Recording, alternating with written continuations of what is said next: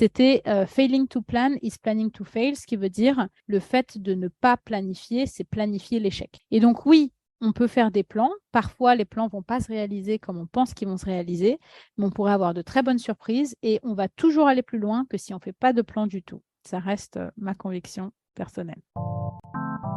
Les femmes et l'argent. Si on parle d'argent, c'est qu'il y a un problème. Parler d'abondance, c'est pas toujours très bien vu. Les gens bien élevés ne parlaient pas d'argent. Mom, I am a rich man.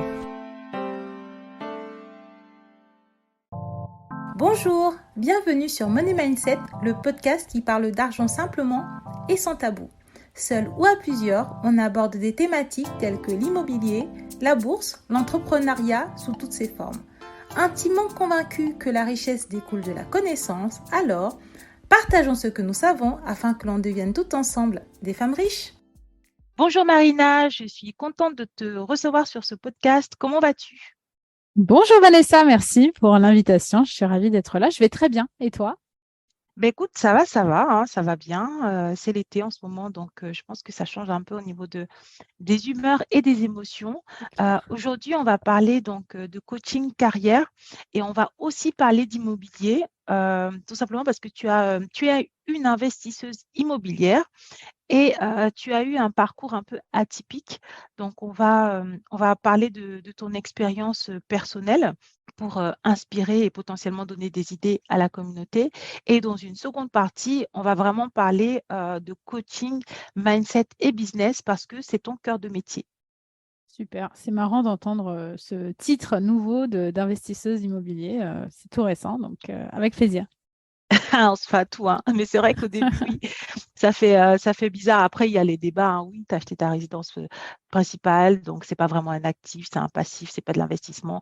Moi, je pense que à chaque fois que tu mets de l'argent pour recevoir quelque chose, que ce soit bien-être, confort ou de l'argent encore, ben, ça reste un investissement. Donc félicitations, Merci. bravo d'avoir sauté le pas.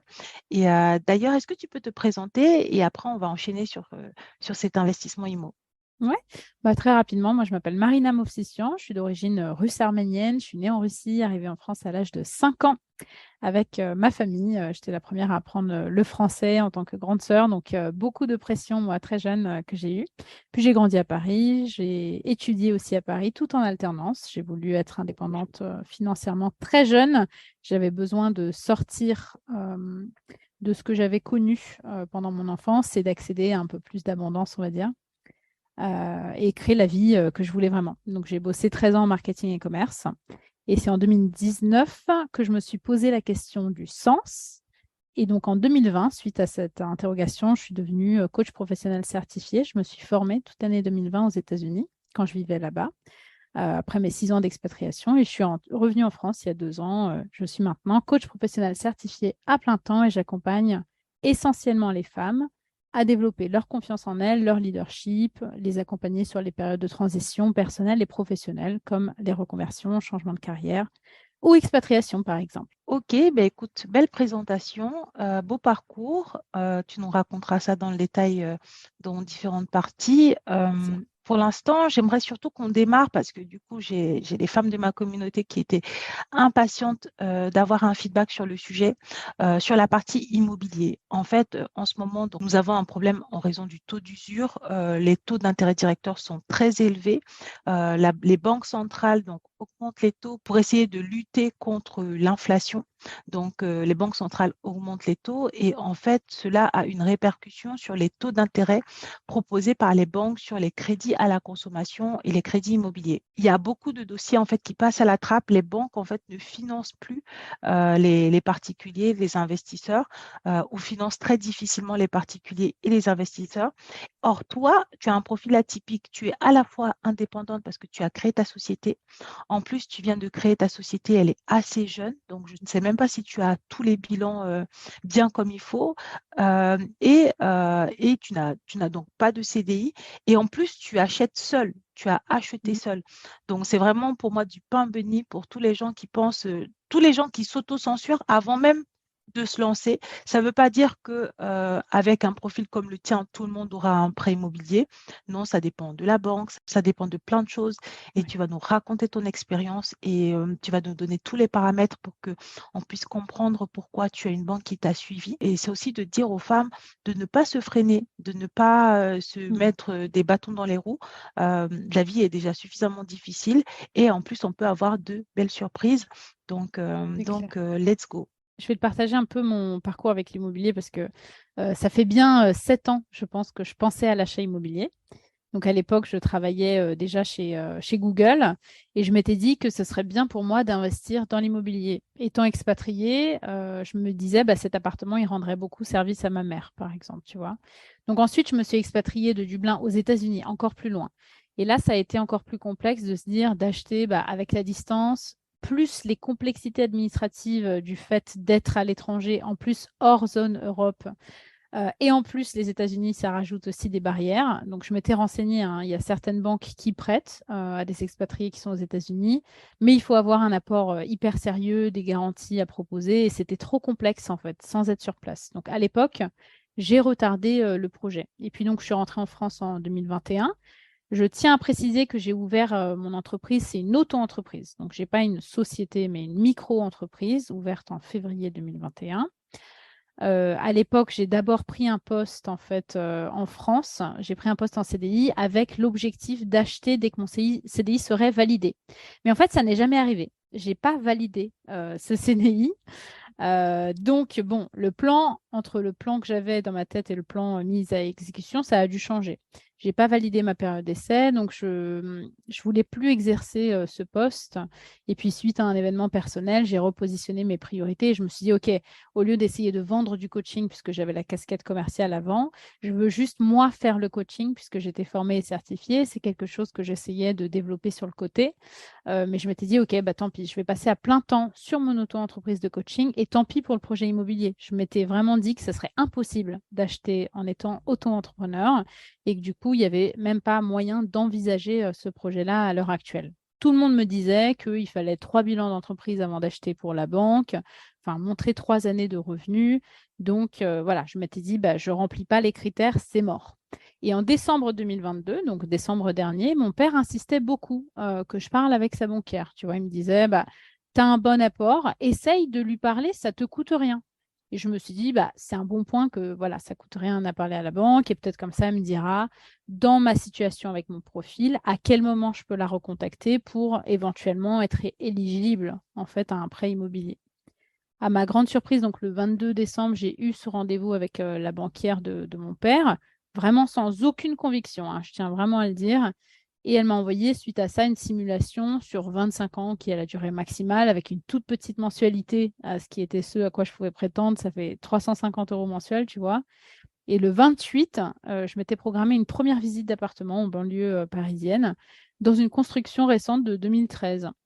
Et là, je ne sais pas, mais ça m'a semblé être une bonne opportunité. Donc, le soir même, ça m'a beaucoup fait tergiverser. Je n'ai pas dormi de la nuit. J'ai sollicité ce que j'appelle un peu tout mon board personnel. J'ai appelé mon copain, j'ai appelé mon père, j'ai appelé ma mère. J'ai parlé de ça avec tout le monde.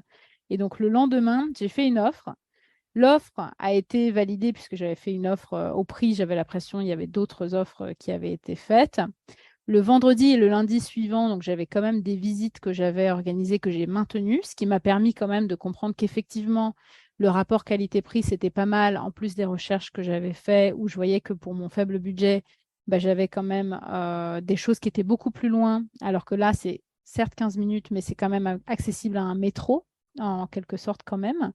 Et donc, voilà, j'y croyais toujours pas jusqu'à obtenir l'offre de prêt. Même là, j'étais choquée tellement je m'étais convaincue que c'était impossible dans ma situation.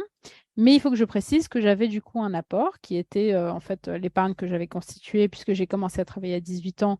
Moi aussi, j'ai profité quelques années de la vie. Quand on commence à travailler, on est jeune actif, on a l'impression d'un coup, on a de l'argent qui arrive sur notre compte en banque. on a envie un peu de le dépenser au début. Je ne sais pas si Vanessa, tu as eu cette expérience-là ou pas, peut-être pas. Mais après, avec Google, j'ai pu aussi augmenter mes revenus, mes salaires, etc. Et donc, j'avais progressivement commencé à me constituer évidemment une épargne, ce qui m'a servi pour ce projet-là. Donc, le 12 avril 2023, j'ai signé, j'ai eu mes clés pour mon petit studio. Alors, c'est vrai que c'est plus petit que l'idée de départ que j'avais d'un projet immobilier, mais j'ai envie de dire, on fait ce qu'on peut avec ce qu'on a. Et en fait, mon nouvel adage préféré, c'est un petit chez soi est mieux qu'un grand chez les autres. Et donc, il y a une grande philosophe qui est ma mère, qui m'a toujours dit que ce qui n'est pas pour vous n'est pas pour vous, mais quand c'est pour vous, alors ça l'est. Et avec son accent russe, c'est pas mal comme mantra. Alors moi, j'y crois très fort et je trouve que ça se vérifie aussi bien en immobilier, en amour qu'au travail. Ben écoute, j'ai envie de te dire hurrah! Tu sais, ça fait le discours de motivation, tu as envie d'applaudir, de te lever et tout. Mais on va rester dans le concret, hein. On va parler d'oseille. Non, non, mais c'est hyper inspirant ce que tu as dit et je te remercie pour ça. Mais après, d'ailleurs, tu vois, ça m'a fait repenser que toi, tu étais aux États-Unis et tu as eu des freins, en fait. Tu as eu peur de te lancer dans un investissement immobilier en France. Et moi, j'ai reçu Fabienne du compte Immobilier Passion, si je ne dis pas de bêtises, qui, elle, est à New York et qui, elle, depuis New York, a acheté en France. Ah Tu oui. vois, c'est intéressant de voir un peu Alors, il y a comment, des gens qui ont cette expérience, hein, qui ont réussi, mais à l'époque, ça me paraissait trop de galère. Et tu sais, le fait d'acheter seul, moi, ça me faisait peur aussi. Je m'y connais pas du tout en immobilier. Tout ça, c'était beaucoup de stress pour moi, ce que j'ai pas mentionné dans ce... les freins et les limites des unes ne sont pas forcément les freins et les limites des autres. Et c'est pas parce que tu as certains freins que tu es moins bien ou autre, c'est aussi lié à ton histoire. Tu vois, c'est-à-dire que toi, bah, tu es fille d'immigrés, tes parents ont déjà découvert la législation française et on sait que l'administratif en France, c'est toute une histoire. Tu es reparti encore à l'étranger, tu vois, donc tu étais doublement immigrée. Et typiquement, Fabienne, elle n'a pas du tout ce passif-là, tu vois. Mm. Elle avait une famille qui, je ne veux pas dire de bêtises parce que ça date d'il y a plus d'un an, mais elle avait une famille, je crois, qui avait déjà investi, tu sais, qui était déjà hyper bien calée sur le coup. Et en plus, si je dis toujours pas de bêtises, je crois que certains membres de sa famille ont visité pour elle. Tu vois, mais D'accord. je trouve que c'est hyper marrant et en plus c'est une surprise que limite à un an d'intervalle, tu vois, j'interviewe deux femmes qui ont été toutes les deux immigrées aux États-Unis, mais l'une n'avait pas les mêmes barrières que l'autre. Et puis finalement, vous êtes toutes les deux propriétaires et c'est d'autres éléments d'inspiration, tu vois, Mm. parce que typiquement, bah, toi, pour le coup, euh, tu représentes aussi ce que beaucoup de femmes vivent en fait. C'est-à-dire que tu écoutes beaucoup ce que la société véhicule. Et c'est normal, c'est-à-dire que même moi, j'étais banquière et mes collègues, ils me disaient tous, si tu n'as pas trois bilans, c'est Mm. mort. Tu Ouais. vois, moi, je travaillais avec des pros. Une de mes meilleures copines, elle est pro. Donc, elle, tu lui dis, si tu n'as pas trois bilans, c'est mort. Et hier, j'ai enregistré un épisode de podcast avec un conseiller pro, le Mhm. seul qui a bien voulu d'ailleurs venir partager son savoir. Et lui, il me parlait de deux bilans, voire un bilan et demi, s'il te plaît. Ah oui. Ouais, ça dépend des profils. Pour les professions libérales, avec un bilan et demi, ça peut se négocier, tu vois. Alors que pour d'autres professions et pour d'autres banques, c'est mort. Donc, tu vois, je trouve que c'est hyper intéressant et hyper important bah, d'avoir aussi les discours de la vraie vie, dans le Mm. sens où il ne s'agit pas de dire que à n'importe qui, tu te lèves comme ça, tu ne sais pas gérer tes comptes, tu parles à fleur au fusil et tu vas avoir 300 000 euros de prêt immobilier financé à 115%. Ce n'est pas le discours, mais c'est de se dire que si tu es sérieux, si tu as de l'apport, si tu as de l'épargne, euh, même si tu n'as pas forcément toutes les cases, même si tu ne coches pas forcément toutes les cases, tu peux avoir des alliés, comme là pour le coup c'était Ouais. ton père qui était client d'une certaine banque. Et c'était de se dire que toi, tu avais des alliés inattendus. Et typiquement, en plus, ton père, il n'avait pas les mêmes freins que toi. C'est marrant en plus que ce soit ton père et pas ta mère. Mais bon, bref. Alors, Euh, bah, ma mère, elle n'a jamais été propriétaire. Elle a toujours eu ses freins. Elle n'a jamais sauté le cap. Alors que mon père, entre-temps, ils sont séparés, hein. Mon père, entre-temps, il est devenu propriétaire, tu vois. Donc, il a une autre vision. Il voulait vraiment que sa fille aussi, tu vois, investisse dans la pierre. Ça lui paraît très stable, entre guillemets. Enfin, tu vois, il y a une... une certaine Ah, image avec ça, ouais. c'est intéressant ce que tu dis parce que moi, au début, je ne savais pas que tes parents étaient séparés et du coup, en effet, chacun a poursuivi sa route et c'est marrant que du coup, ta mère n'ait pas sauté le pas, ton père l'a fait lui et en plus, c'est lui qui t'encourage à le faire. Ouais. Ça, ça peut faire réfléchir. Et donc, du coup, merci pour ton témoignage parce qu'on a bien vu l'origine de tes croyances limitantes concernant la réalisation. Tu nous as bien expliqué que tu y allais plus ou moins à reculons. Et ça, c'est quand même intéressant parce que les femmes, elles ont beaucoup aussi le syndrome de l'imposteur, la peur de ne pas y arriver, le syndrome de la bonne élève, l'envie Ouais. d'avoir totalement 3 bilans, de tout bien cocher, toutes les bonnes cases et pas le truc de je me lance au culot et même si j'ai pas tout, bah, je me lance quand même. Ça, j'ai l'impression que c'est surtout les hommes qui ont ça Ouais, c'est vrai. et de voir après la réalité, comment ça s'est passé. Tu t'es lancé, 350 € de mensualité, c'est un cadeau, hein, franchement, Mhm. c'est pas Oui, beaucoup. du coup, ça me permet Euh, de réduire mes charges en ouais, ça plus. te coûte moins cher en plus Ouais, qu'un loyer, je ouais, suppose. ouais, clairement. J'étais en colocation avant et je payais quand même plus cher. D'accord. Tu payais combien, si c'est pas trop Je indiscret? payais 600 euros, je pense, en location avec des charges incluses, toutes les charges incluses. Là, c'est 350 sans les charges. Les charges, je pense que c'est 200 euros à peu près au trimestre. Donc, ça revient quand même moins cher. Voilà. Plus l'assurance emprunteur, plus l'assurance habitation. Mais qui sont peut-être de l'ordre de 20 et ouais, 40 euros au total pour les deux assurances. Ouais, donc franchement, moi, je Mensuelles. trouve que ton message, il est inspirant. Après, tu as certaines personnes qui vont dire oui, elle a acheté qu'un studio. Attention, c'est la norme en Île-de-France. Il faut savoir que les appartements coûtent extrêmement cher. Quand on Oui. est une femme et que on est seul, il y a beaucoup, beaucoup de personnes qui vivent dans des studios ou dans des deux pièces. Il y a beaucoup de familles qui vivent dans des deux pièces. Le prix au mètre carré est juste hallucinant. Mm. Donc, rien que c'est pas les mêmes c'est pas les mêmes notions d'espace Oui. en province, par exemple. Ouais. Et il faut préciser voilà, que, évidemment, en fonction de tes revenus, moi, j'étais vraiment limitée par ça aussi, le fait que mon auto-entreprise génère quand même du revenu, mais pas encore au stade où je le souhaiterais. Ben, du coup, ils prennent voilà, bien leurs mesures de sécurité, on va dire, la banque sur enfin, la mensualité qu'ils t'accordent. Tu vois, donc 350, c'était le max que je pouvais faire, quoi. Donc, la surface est forcément limitée du fait de la mensualité, du fait qu'en Île-de-France, comme tu dis, c'est très, très cher. Ouais. Non, mais moi, je trouve que c'est une bonne idée et c'est très inspirant. Donc, merci beaucoup de nous avoir partagé ce témoignage pour toutes les femmes qui ont des freins ou des soucis. Pas besoin d'être parfaite et de cocher toutes les cases. Après, si tu as des problèmes d'apport, bah, il faut quand même travailler pour avoir de l'apport parce que Marina, toi, tu as un apport. Si tu as des problèmes de dossier, bah, il faut travailler pour avoir un bon dossier.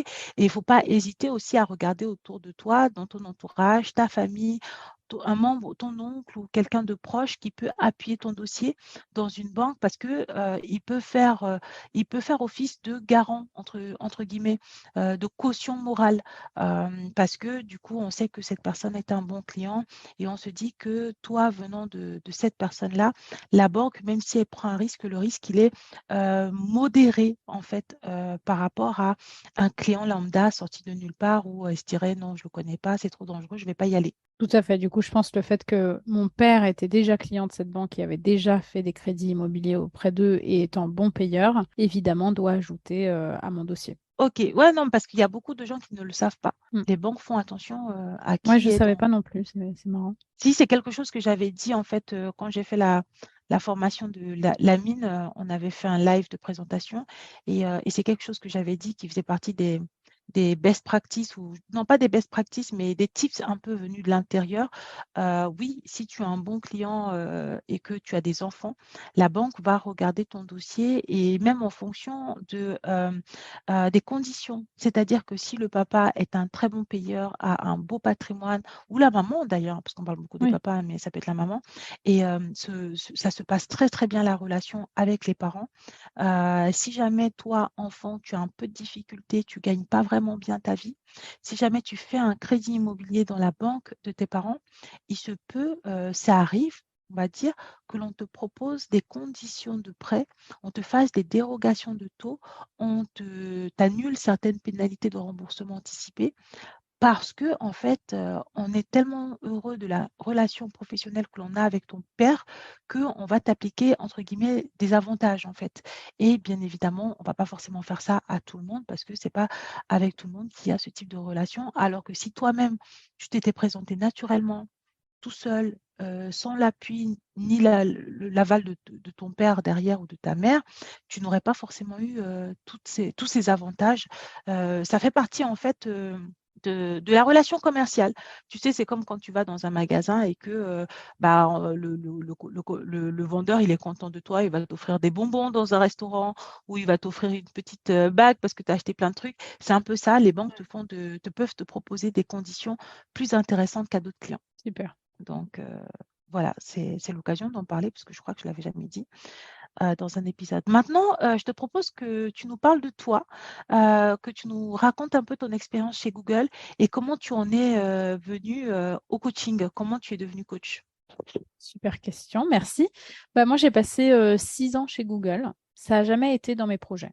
Donc, j'ai démarré en fait presque accidentellement sur un poste en intérim à la base, en remplacement de congé maternité. Tout ça parce que, pour 7 mois, tout ça parce que j'avais mis à jour mon CV sur, à l'époque, ça s'appelait Monster, ça marchait bien, le site, un des sites pour l'emploi. Et en fait, il y avait 2 villes, Paris et Londres. Moi, je voulais bouger à Londres. Initialement, je voulais vraiment aller voir comment c'était à l'étranger parce qu'à Paris, je me sentais un peu limitée par le fait de ne pas avoir fait une grosse école de commerce prestigieuse, etc. Et je voulais aller voir un peu du côté anglo-saxon, la méritocratie, tu vois, comment ça allait être.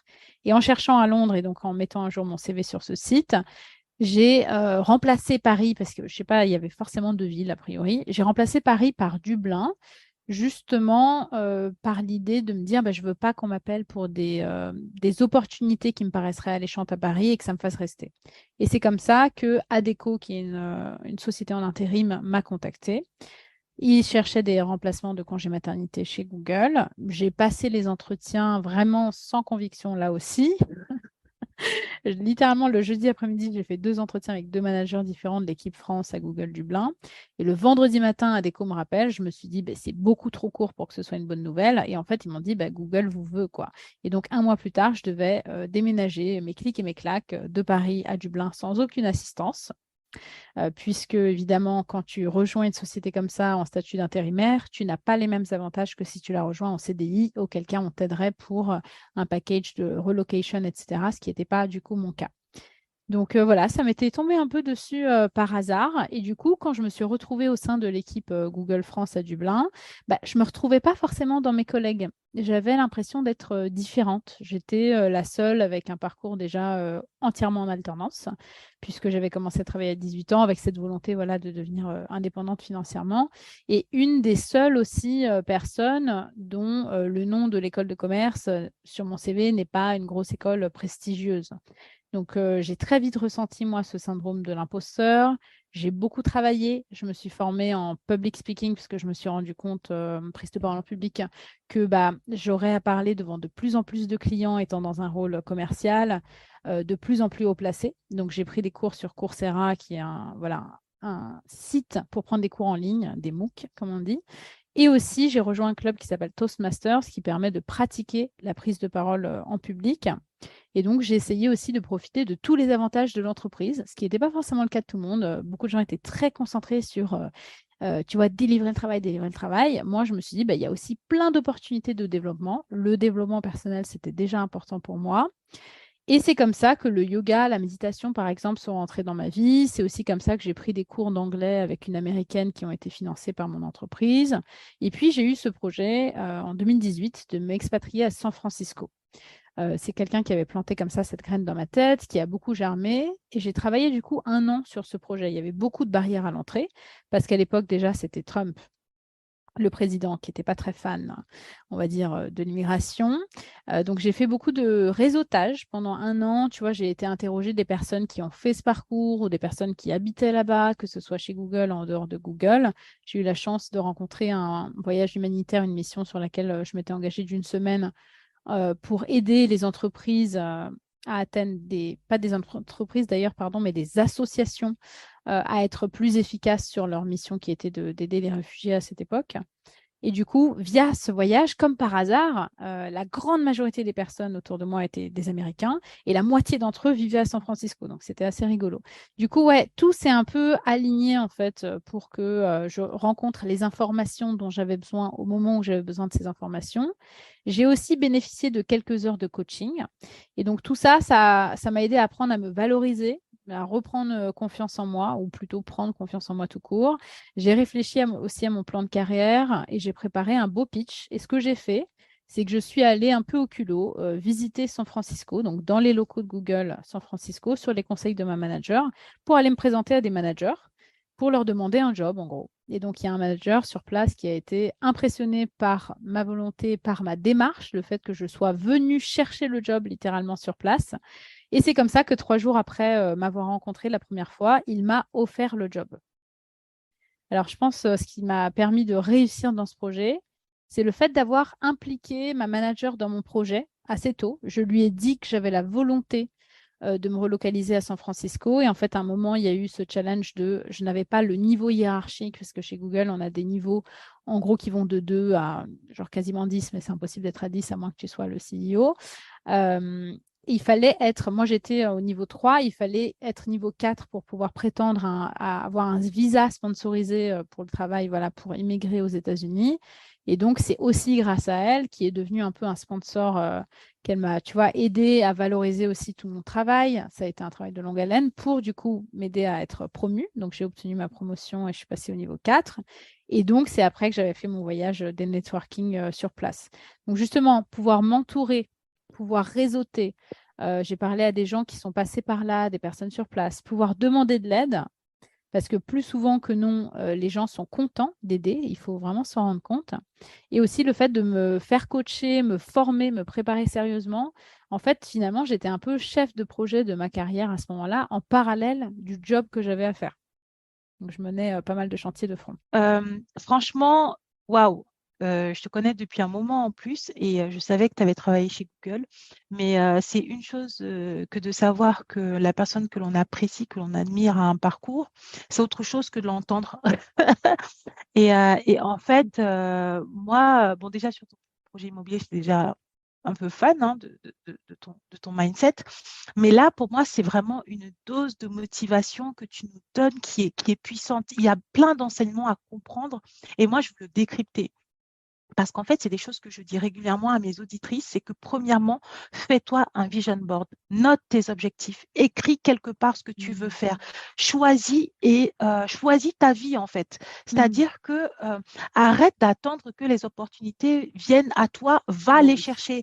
Et en fait, c'est compliqué d'aller chercher des opportunités si tu ne les connais pas, si tu ne sais pas ce que tu veux, si tu te laisses, on va dire, happer, parce qu'en fait, c'est les autres qui décident pour toi. Et dans ton parcours et dans ton expérience et dans ta manière de faire, il y a vraiment ce truc de tu t'es levé, tu as décidé en fait d'aller à San Francisco et ça me permet de basculer sur le principe de la loi de l'attraction qui fait que moi j'y crois, c'est-à-dire que tu commences à attirer les opportunités que tu veux attirer si tu te mets dans le bon mindset. Comme par hasard, tu fais un truc humanitaire, il y a des gens, il y a des Américains dedans. Comme par hasard, tu parles aux bonnes personnes. Il y a ce truc aussi que je dis souvent qui est aller chercher des modèles d'inspiration qui font ce que vous voulez faire. Moi, je vois beaucoup de gens qui veulent être propriétaires et qui demandent à des locataires ce qu'ils en pensent. Oui, Ouais. est-ce que tu penses que je devrais acheter cet appartement? La personne n'a pas acheté. Qu'est-ce que tu veux qu'elle te dise? Elle va te dire, elle va t'expliquer tout ce qui fait qu'elle-même n'a pas acheté. Oui. Et du coup, tu vois ce que je veux dire? Et c'est la même chose, les gens qui veulent créer des boîtes ou les gens qui veulent être influenceurs. Tu vas demander à ta copine salariée des conseils sur comment créer une entreprise parce que Ouais. tu l'aimes bien. Non, en fait, ta copine, voilà, c'est ta copine, tu l'aimes bien, mais va pas lui poser des questions sur l'entrepreneuriat alors qu'elle-même, elle est salariée et qu'elle n'a jamais monté de business, tu vois. Et je trouve que j'adore ta démarche parce que tu t'es levé, tu es parti aux États-Unis, tu es allé expliquer ta démarche et tu as trouvé quelqu'un qui t'a embauché parce que c'est impressionnant. Combien de personnes font ce truc-là? Même moi, je suis impressionnée. Je sais que j'ai tendance à faire un peu ce genre de choses, mais même mon culot a des limites, hein. Même moi, des fois, j'ai du mal à, tu vois, à dépasser mes barrières parce que même quand tu as déjà sauté quelques-unes des certaines étapes, ben, il y a toujours des challenges. On a tous des challenges à différents niveaux. Et moi, je trouve que c'est encore plus pertinent que du coup, tu sois devenu coach parce que tu nous expliques bien toutes les épreuves que tu as dû traverser. Et en plus, moi, j'aime pas trop ce truc en France qui font que parce que tu as le diplôme, on croit que tu es compétent. Ah oui, Non, ça n'a rien à voir. Et tu le ouais. dis bien, et tu as voulu fuir ce truc. Et je trouve que ça me fait beaucoup plaisir que dans les pays anglo-saxons, on retrouve cette mentalité-là. Et moi, ça fait un moment que je rêve de m'expatrier dans les pays anglo-saxons. Si j'avais pas un appartement immobilier avec qui je bagarre tout le temps là, Mm. je serais déjà partie depuis. Et en fait, non, ton témoignage, il est hyper inspirant. Donc, merci pour ça et Alors, sur tous les points que tu nous permets de lier. si je peux juste, du coup, ouais, pour finir sur la transition au coaching, parce que c'est vrai que ça, j'ai pas répondu. Donc, c'est en 2019, tu vois, j'étais salariée du coup à Google San Francisco et j'ai eu une manager en intérim aussi, mais enfin intérim dans le sens où mon manager, celui qui m'avait du coup recruté parce qu'il était impressionné par ma démarche, il avait été faire ce qu'on appelle une rotation. Donc, en fait, pendant quelques mois, il a pris le job de quelqu'un d'autre à Singapour. Donc, il nous avait quittés et donc, il y avait une manager temporaire. Cette manager a été horrible avec moi. Elle me traitait différemment. Tu vois, je me suis sentie très mal cet été-là, 2019. Je me posais beaucoup de questions. Mais pourquoi je suis là? Je suis aussi loin de ma famille. Enfin, vraiment, c'était quoi cette décision?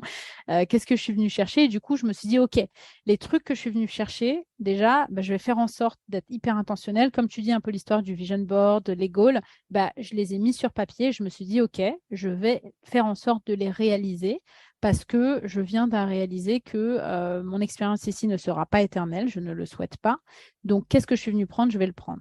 Et donc, le fait d'avoir cette manager horrible, je me suis aussi dit que, tu vois, aux États-Unis, en termes de coaching, ils sont à la pointe de la pointe de la pointe du truc. Et je m'étais dit, bah, tant qu'à être chez Google aux États-Unis, je veux aussi me former en tant que coach, initialement avec l'idée que moi, je serais une meilleure manager que la manager que j'ai eue, avec la posture un peu manager-coach, où j'allais venir développer chaque personne de mon équipe en fonction de ce que la personne a besoin et pas en fonction de lui imposer un modèle. Tu vois, quelqu'un qui veut, par exemple, devenir manager, est-ce qu'il veut devenir manager parce que la personne veut vraiment être manager ou est-ce que c'est une pensée artificielle de c'est la suite logique que je dois donner à ma carrière? Et donc, je me suis comme ça formée au coaching en 2020. Et finalement, dès que j'ai mis un pied dans la formation, je suis tombée amoureuse du coaching et en voyant aussi la transformation que moi, j'ai vécue tout au long de cette formation de coaching, puisque ce qu'il faut savoir quand tu deviens coach, c'est que tu te fais coacher intensément toi aussi. Et ben là, je m'étais dit, ben non, en fait, je ne veux pas devenir manager coach. Je veux juste me reconvertir et devenir coach à plein temps. Et pour rebondir juste sur tout ce que tu as dit, que j'ai tout adoré ce que tu as dit, on est 100% alignés. Il y a une citation en fait qu'on disait beaucoup chez Google, bon, qui nous servait à faire nos plannings trimestriels des objectifs commerciaux, etc., ce qu'on allait accomplir sur le trimestre, toujours très ambitieux. C'était failing to plan is planning to fail, ce qui veut dire le fait de ne pas planifier, c'est planifier l'échec. Échouer à planifier, c'est planifier l'échec. Et donc oui, on peut faire des plans. Parfois, les plans ne vont pas se réaliser comme on pense qu'ils vont se réaliser, mais on pourrait avoir de très bonnes surprises et on va toujours aller plus loin que si on ne fait pas de plan du tout. Ça reste ma conviction personnelle. Non, mais c'est puissant. Parce qu'en plus, il y a plusieurs épisodes où j'explique aux femmes qu'elles doivent avoir un vision board. J'ai fait un épisode aussi sur comprendre sa relation à l'argent. D'ailleurs, cet épisode-là, j'ai offert un livret. Et dans le livret, il y a une troisième partie qui est en fait d'écrire ses objectifs. Tu vois, c'est vraiment, tu dois écrire tes objectifs parce que, en fait, c'est important, il faut le faire. Et tu as la preuve même que quand tu écris tes objectifs et que tu essaies de les atteindre, en fait, tu peux te trouver en chemin. Peut-être que les objectifs comme toi, manager, coach, c'était l'objectif de départ et finalement, la conclusion, c'est juste coach. Et ça fait que, en tant que coach, tu es très inspirante et tu as un parcours unique parce que sur Insta, on les voit, ils sont tous coachs. Ils sont tous mindset coach, mais il n'y en a aucun, il n'y en a pas beaucoup qui ont vécu ce que toi, tu as vécu de l'intérieur, qui ont cassé leurs limites. Et c'est aussi, je trouve, intéressant de voir que tu n'es pas dans le fake it until you make it. Tu vois, c'est-à-dire que tu montres que même en tant que coach, c'est important de se faire coacher parce qu'il y en a plein qui adoptent la posture de l'expert et font genre, en fait, ils savent tout. Alors qu'en fait, ils sont baby coachés à mort, hyper dopés à fond. Et alors que c'est faux. Un psy a des psys, un coach a des Bien coachs, sûr. un chirurgien. J'avais beaucoup aimé la Ouais. citation de Tony Robbins qui disait que un chirurgien ne peut pas s'opérer lui-même. Ben oui. Bah ouais. Ouais. Donc, voilà, réfléchissez à ça, les filles. Si vous avez envie de level up, d'avancer, n'hésitez pas à investir sur vous. Et je trouve aussi que tu as bien expliqué comment, en fait, on peut tout piquer, tout grappiller autour. C'est marrant parce que j'ai fait l'épisode qui est sorti du coup la semaine dernière par rapport à l'optimisation de son argent. C'est-à-dire, il y a des gens, ils achètent un iPhone 14 Pro machin à 1 700 €, ils vont utiliser 2 fonctionnalités. Non, en fait, tu vois, achète un iPhone classique ou un iPhone reconditionné si c'est pour faire des trucs simples. Si tu veux un iPhone 14 Pro, il va falloir que tu utilises tout, tout, tout, tout, tout, tout, tout, parce que c'est un investissement. Et je trouve que c'est chouette que toi, chez Google, tu as utilisé tout, tout, tout, tout, tout, tout, tout, Ouais. tout ce qui était possible d'utiliser pour grandir et devenir cette coach qui fait partie des rares personnes qui ont un prêt immobilier quand même si tu as eu l'appui de ton père, tu t'es quand même lancé, tu es propriétaire, tu fais ce que tu veux dans la ville où tu voulais vivre avec la posture que tu voulais avoir. Donc, bravo. Merci. Maintenant, je te propose que l'on bascule sur les conseils pour réussir sa carrière. Je te laisse t'exprimer. Quels sont les conseils que tu aurais à donner à nos auditrices pour réussir sa carrière? Super. Bah écoute, je vais en partager 10. On aime bien 10. C'est un nombre magique. Je vais aller assez vite, donc ça ne va pas prendre trop de temps. Le premier, c'est avoir conscience qu'on est l'actrice de sa vie et de sa carrière. Donc, c'est important de le réaliser, même s'il y a des obstacles, il y en aura des obstacles. Vous avez le pouvoir. Le deuxième point, c'est de prendre le temps de s'arrêter et de se questionner. Comme tu disais, Vanessa, d'avoir des objectifs, et ben là, l'idée, c'est de faire une petite introspection. Où est-ce que tu en es dans ta carrière? Quels sont tes objectifs de carrière personnels? Donc, ne pas devenir manager parce qu'on a dit que c'était la next step, mais parce que, par exemple, toi, tu le veux vraiment, que c'est un vrai désir. Autrement, tu seras la manager horrible que j'ai eue. Merci, mais non. Donc, quel est ce prochain rôle que toi, tu veux avoir? N'hésite pas à être ambitieuse, n'hésite pas à avoir plus grand parce que on s'auto-limite beaucoup en tant que femme et je trouve ça bien dommage. Et avec là où tu es maintenant, ça c'est le troisième conseil, regarde qu'est-ce que tu peux faire pour construire le skill set, les compétences, l'expérience dont tu as besoin pour passer à ton next step. Par exemple, quand j'étais account manager, que je préparais ma transition pour les États-Unis, qu'est-ce que je pouvais construire sur mon rôle actuel pour montrer que je délivre déjà au niveau suivant? C'est le travail que j'ai fait. Donc, comment toi, tu peux l'appliquer à ta situation? Sois sûr, en quatrième point, de vraiment prendre soin de tes talents, de tes dons, parce que c'est ce qui fait que toi, tu es toi. Vanessa, ce qui fait que toi, tu es toi, c'est ta valeur ajoutée, c'est ton parcours, ton expérience. Donc, au lieu de se concentrer toujours sur ce qu'il faut corriger, entre guillemets, aussi beaucoup appuyer ses forces. Surtout, beaucoup s'auto-promouvoir, communiquer sur son travail, articuler sa valeur. Ça, c'est essentiel, c'est notre responsabilité parce que le savoir-faire, c'est important, mais le faire savoir, c'est tout aussi important à tout moment de sa carrière. Donc, vraiment, gardez ça à l'esprit, gardez une trace du travail que vous accomplissez, établissez peut-être une liste de vos petites victoires, de vos accomplissements dans laquelle vous allez noter et les succès les plus modestes et les succès les plus gros, mais ce qui vous aidera à renforcer à la fois votre confiance en vous et puis aussi votre discours quand vous allez aller demander à votre manager votre promotion ou en tout cas augmenter votre salaire, par exemple. Il faut pouvoir aligner aussi des arguments derrière, mais en tout cas, c'est votre responsabilité de prendre le contrôle de votre narratif. C'est votre histoire, c'est à vous de la raconter. Le cinquième conseil, c'est, comme je l'ai fait avec ma manager de Dublin, d'embarquer les gens dans votre projet. Les gens souhaitent aider la plupart du temps. Donc, ayez des sponsors, ayez des mentors. Moi, je crois vraiment au fait de partager ses goals, ses objectifs de carrière au travail Parce que c'est en partageant ce que vous voulez faire que peut-être quelqu'un un jour va se rappeler, ah bah Marina voulait se relocaliser aux États-Unis, il y a un poste qui vient de s'ouvrir, et ben je vais lui partager. Si je ne partage pas cette information à d'autres personnes, ils vont jamais pouvoir m'aider dans mon projet. Tandis que si je partage l'information aux bonnes personnes, les bonnes personnes seront peut-être un appui, une opportunité que je n'ai pas envisagée et on ne sait jamais d'où vient la prochaine opportunité. Donc, ne pas hésiter à partager ses ambitions. Ensuite, n'attendez pas de cocher toutes les cases pour postuler à ce prochain job. C'est hyper important. La raison pour laquelle vous postulez à ce prochain job, c'est que vous aussi, vous recherchez à vous développer personnellement et professionnellement. Le but, ce n'est pas juste donner ses compétences, obtenir le salaire qu'on a à obtenir, sauf si c'est ce que vous souhaitez à ce moment-là, très bien, mais ayez-en conscience. Si ce que vous souhaitez, c'est vous développer, alors prenez un challenge auquel vous n'avez pas encore toutes les compétences réunies, c'est OK. Vous allez les développer en cours de route. Donc, faites-vous confiance par rapport à ça aussi. Le 7e point, c'est de croire en le process.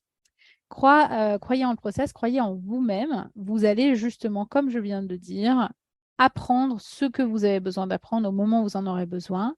Vous êtes intelligente, vous êtes compétente, vous êtes douée. Donc, vous allez vous développer petit pas par petit pas. Il n'y a pas de souci. Le 8e conseil, c'est de faire en sorte que sa voix soit entendue. Donc, négociez votre salaire, négociez vos augmentations.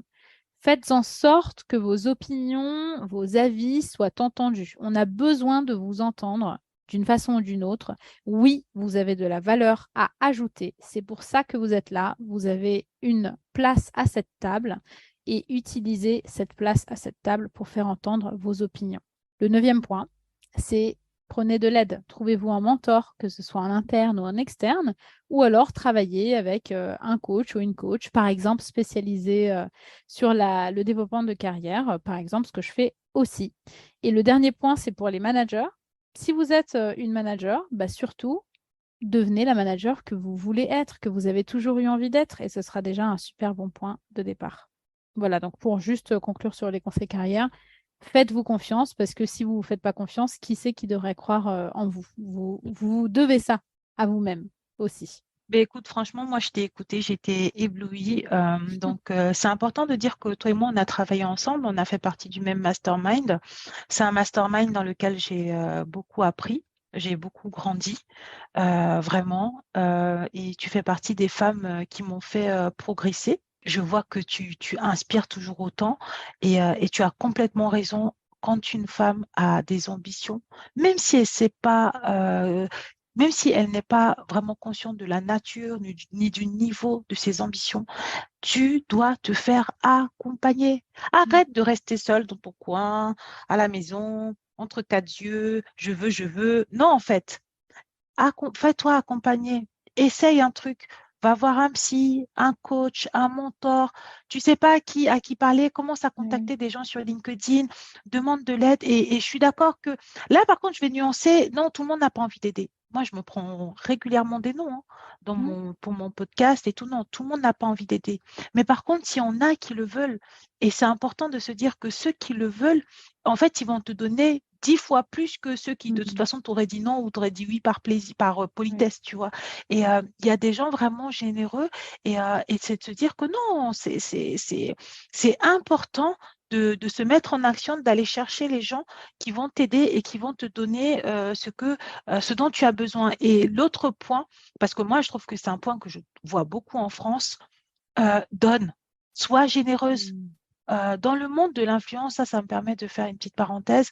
Parce que moi, je dis toujours que je suis l'influenceuse sur un malentendu, parce qu'à l'origine, c'était vraiment pas ça, tu vois. Mais dans le monde de l'influence, on serait étonné du nombre de personnes qui ne sont pas généreuses.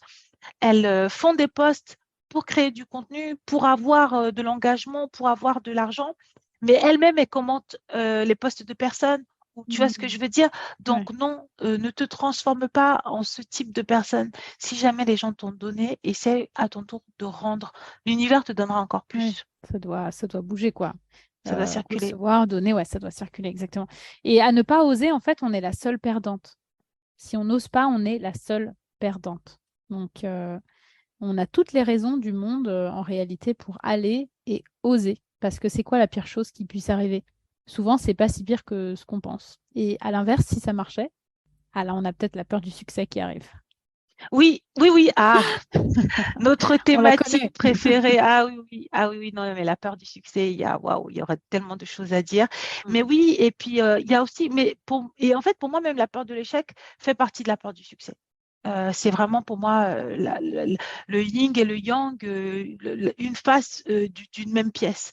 Mais souvent, les gens vont te parler de la peur du succès. Parce que de toute façon, non, pardon, souvent les gens vont te parler de la peur de l'échec parce qu'ils ne sont pas forcément conscients qu'ils ont Oui. peur du succès. Et donc, en fait, ils vont t'expliquer que parce qu'ils ont peur d'échouer ou ils vont s'expliquer à eux parce qu'ils ont peur de tomber. Ils imaginent déjà toutes les humiliations possibles et inimaginables et ils se disent non, c'est pas possible, je ne vais pas le faire. Vas-y, tombe, fais-toi mal et tu te relèveras, Et oui. tu vois. Et c'est vrai que ça peut sembler contre-productif, mais je suis tombée tellement de fois, j'ai tellement loupé, j'ai tellement galéré, c'était même public que Ouais, de me je dire que tu t'admire vois, beaucoup. Ouais. oh c'est gentil, mais tu vois, c'est même pas pour ça, tu vois ce que je veux dire, je le dis même pas, enfin souvent on me dit oui, bravo, quel mindset, machin, mais tu sais, c'est vraiment même pas pour ça, c'est vraiment de se dire que moi, comme tout le monde, non, personne ne veut se casser la figure, ça fait mal. Bien Tu sûr. vois, et c'est important aussi de le dire. Si tu veux inspirer les femmes et les pousser à agir, oui, tu auras mal. Tu vois, je pense beaucoup à l'offre d'accompagnement que je vais sortir à partir de 2004. Et je sais que dans le 2024. discours de 2024, pardon, dans le discours, je vais le dire. Tu auras mal. Tu vas souffrir. Tu vas devoir te bagarrer avec toi-même. Mais in fine, la personne que tu deviens après, quand je vois la femme que je suis maintenant, mais j'ai même pas de mots pour dire merci. Oui. Humble, simple, j'ai appris plein de choses, j'ai fait des rencontres extraordinaires. Mais si j'étais restée chez moi à toujours avoir peur parce que j'avais peur, j'aurais pas vécu tout ça, tu Bien vois. sûr. Et en plus, j'ai vécu tout ça gratuitement, j'ai vendu rien à personne. Mais oui, et ce Donc que non, tu dis, franchement, Vanessa, c'est important. C'est la peur, tu l'avais quand même, elle est toujours présente. Mais le oui. courage, c'est d'y aller malgré la peur. C'est ça, C'est ce que tu as c'est fait. exactement ça. Et c'est vraiment ce que j'ai fait et c'est aussi ce que tu as fait. Et c'est de se dire qu'en fait, moi, c'est mon nouveau credo, mais je pense que je vais surtout le répéter en 2024. J'ai aussi un autre épisode avec Clara qui parle des règles du jeu. Tu vois, vos thématiques sont assez proches, Ouais. qui elle aussi, de par son expérience, a vécu des choses et on a tiré des enseignements. Et en fait, on est arrivé à la même conclusion que tu auras toujours peur. Potentiellement, tu auras souvent mal. Mais tu dois dépasser la peur et tu dois parfois vivre avec l'inconfort. Oui. Et le développement, le fait de grandir, c'est de l'autre côté de cette peur et de cet inconfort.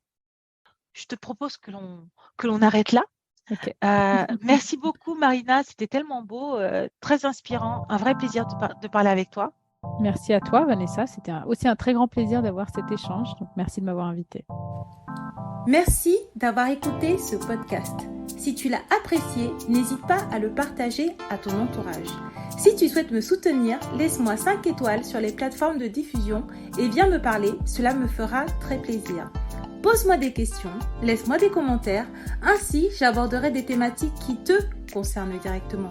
Tu peux me retrouver sur mon site web, Instagram, ainsi que toutes les semaines via ma newsletter. Au plaisir de te retrouver pour de nouveaux épisodes. À bientôt. Bisous.